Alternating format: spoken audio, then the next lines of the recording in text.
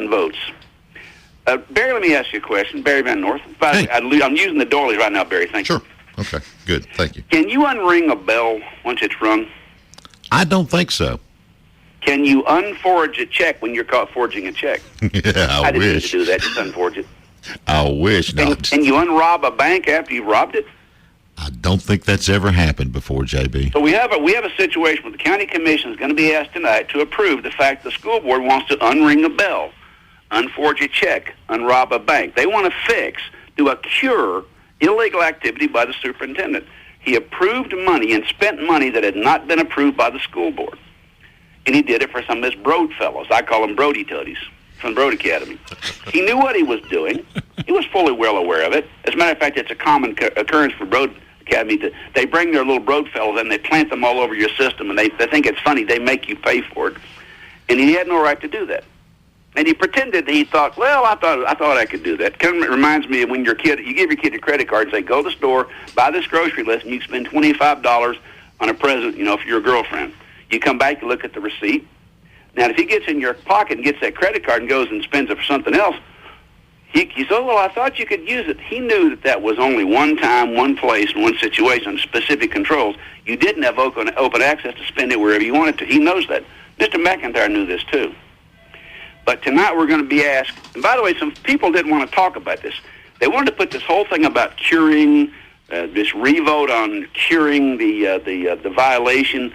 They want to put on what's called consent. And what that means is a bunch of stuff comes from the school board, little details, and they put it all in one big pot, and they vote for it one time. They say, let's vote for the consent decree, boom, boom, boom, they vote and goes for it. They didn't want to discuss this situation. But luckily we've discovered, we dug around and made people have a discussion about this. Mr. McIntyre misused county funds without the authority of the school board. And by the way, there's a state law that says any public figure, elected or appointed, who consciously chooses to misrepresent or deceive a funding body has committed a crime. Anybody on county commission that votes to unring this bell, unrob this bank, to cure this obvious violation, bears the same responsibility as Mr. McIntyre.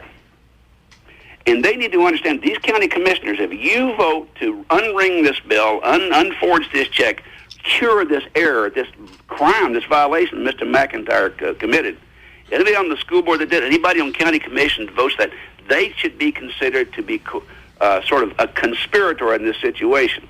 So your county commissioners need to hear from you. We need to stop this right now and not let this go forward.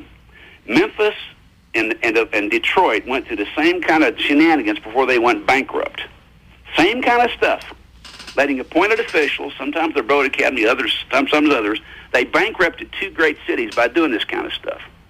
Because ultimately, they said, we'll do whatever we want to do, and you can't do anything about it. If we approve this, what are we going to say next time he does it? Right. We've got to stop this, fellas. Call your county commissioners.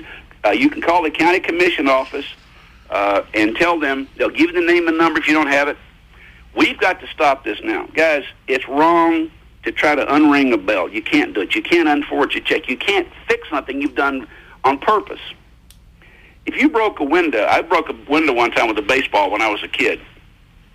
And I wanted to unbreak it, but I couldn't. I got my fanny whooped, and I had to pay for it. Yeah. That's the way it works. Yeah. Guys, I appreciate what you're doing here, and I know this, I'm kind of a little rant here, but we had great cities like Detroit and Memphis go broke because of bad management and weak leadership like this. We saw what happened in Atlanta. They had a Broad Academy superintendent down there, superintendent of the year in 2009. A year later, big scandal, 180 people. They had a federal RICO investigation, federal gangster investigation for corruption down there. 180 people were charged, and 180 people either made pled deals, got convicted, or eventually went to jail. Only 2 people weren't convicted or made plea deals out of 180. One was the superintendent, Ms. Hall, who died. She was guilty. And one woman who was probably a whistleblower, wasn't convicted. We don't want that here. And this is how this stuff starts. Call your county commissioner. Tell them, we can't unring this bell. Don't make yourselves a party of this crime. I didn't mean to rant on you guys, but this is important stuff. It is, JB. Thank you so much for your comments. Thanks for your call. He makes some excellent points. He does. He does. Up next, we have Lauren Hobson on the line. Lauren, welcome to the Rude Awakening. Good morning, guys. How are you? Pretty good. I have to say I agree with the previous caller, though, that we've got a situation here where basically County Commission is being asked to make something legal that isn't. And it's one of those things. I mean, there are so many policies and rules about how you have to go about things. It would be easy to miss one. It would be easy to do something by mistake. I'm getting ready to be president of Knox County Education Association in a week or so, and I'm sure there are all kinds of things that I'm going to have to learn pretty quickly, and I might make a few mistakes along the way. But because our superintendent has been able to properly get grants approved so many times in the past, the fact that this one was not done correctly, kind of in the middle of all that, leads me to believe that he knows exactly what he needs to do to get one approved correctly. Mm-hmm. And he's basically put the taxpayers in the situation of paying $60,000, of matching funds, which I'm with Mike Howard on this one. I don't understand matching when the Broad Academy's kicking in $29,000 and we're kicking in $60,000. That's a little more than matching. Yeah, absolutely. We're spending this money, and this is the very kind of thing that money gets spent on that's not making it to the classroom. Sure. And this is when taxpayers get upset with the school system for using money in a way that's not appropriate, that's not helpful. And then when teachers do need money for something, nobody wants to give it to them. And frankly, I can't blame the public when stuff like this happens. Well, Lauren, it was one of the first things that came to mind when the memo of understanding came out. Right. And it was announced that the school board was going to cut $1 million in expenses. One of the first things that came to mind was, what about this money that was spent? Right. Is that going to be cut? And I don't know. Yeah, and the school board was a split vote on this, and again, it's split down the lines of the school board members who have researched this stuff, who knows what the Broad Academy agenda is about, and it's about causing all this churn and disruption in the schools so that private companies can come in and run the public schools, rather than putting those funds where they need to be so that public schools can turn themselves around. And so the board members that have become educated about that are the ones that haven't voted to go back and retroactively approve this. Basically, what we're allowing the superintendent to do is get away with breaking the law and say, oh, sorry, that's okay. Yeah, go ahead. You can do that. That's all right. We'll fix it. I think a message needs to be sent that you need to do it right the first time, and so that nobody else has to go back and clean up the mess. Well, sure. If this precedent is sent, Lauren, what message do you think it sends to the superintendent's office? Oh, that he can keep doing it whenever he wants. And we're going to have more and more of these Broad Academy people in here. And right now, what this Broad Academy person is doing is helping with this, the testing form to go around and assess our assessments.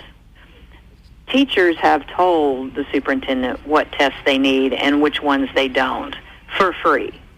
For 2 years, we've been giving him this information. Didn't cost him a dime. And yet he wants to go and spend upwards of $100,000 to pay someone to find out this information. It's just ridiculous. There's no use in it. And I get sick and tired of going to board meetings and hearing, numbers thrown around for this thing and that thing. And we recommend, well, maybe we should cut that and say, well, it's not very much. It's not going to amount to much. It's kind of like, well, there's a drop in the bucket here and a drop in the bucket there.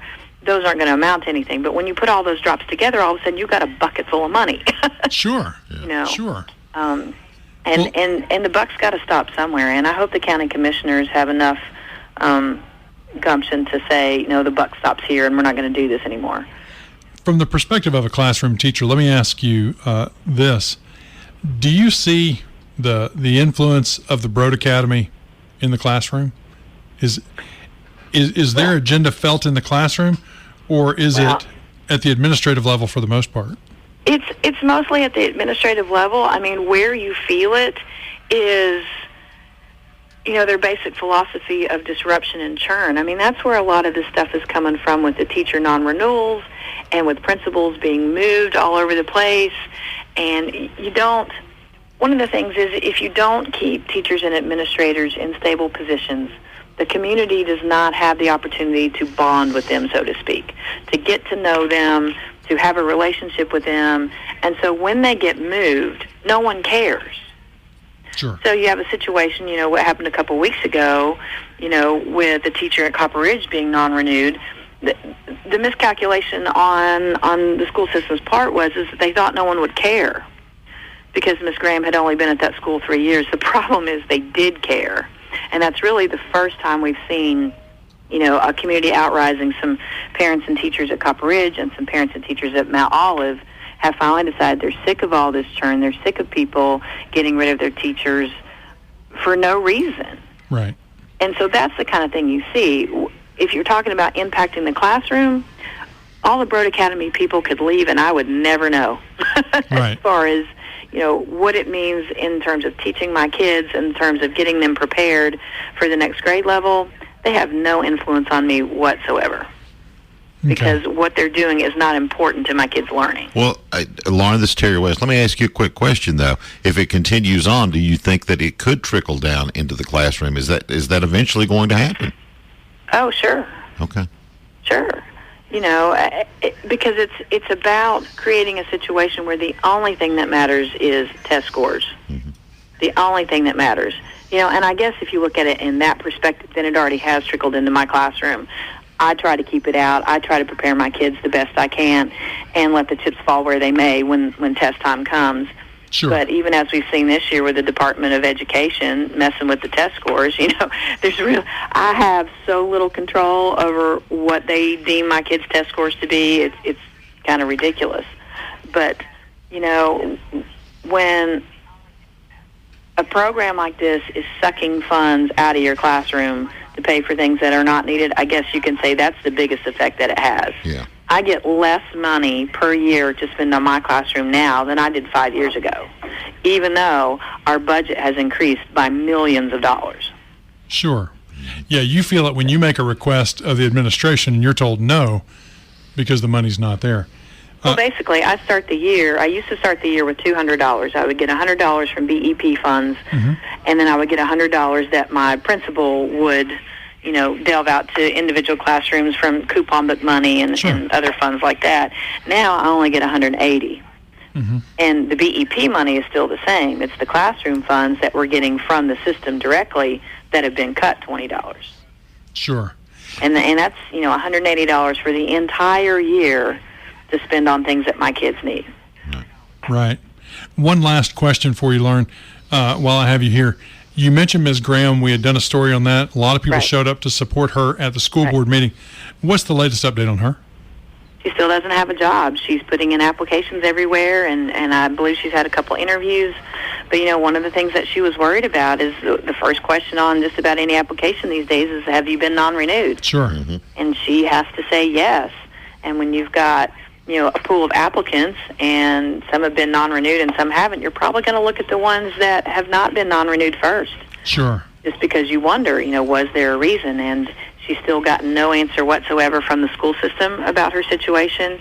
And the superintendent has frankly said that he doesn't think the publicity has helped her at all. And, as long as he controls what the principals do, then he's right. I'm sure he wasn't happy about all the publicity she got, but she needed to have that. She needed people to see that she got let go for no reason, as far as we can tell. If there was a reason, they sure didn't tell her, and they sure didn't have any proof to back it up. And there's a school board policy about how principals are supposed to be talking with their teachers as an ongoing process to let them know if there are any deficiencies. Sure. That never happened. Mm-hmm. Yeah. So, and he's tried to fall back on, there's a part of the teacher's evaluation where you talk about what's called areas of refinement. The only problem is an area of refinement can actually be the lowest of a bunch of good scores. Sure. So you could have 4s and 5s on all your scores, and they'll still pick an area of refinement because there's something you need to work on, but it doesn't mean it's a deficiency. Right. So I hope the best for Christina. I hope that somebody will hear what's happened to her and give her a chance, because she sure deserves one. Yeah. Well, Lauren, thank you so much for your call. We appreciate it.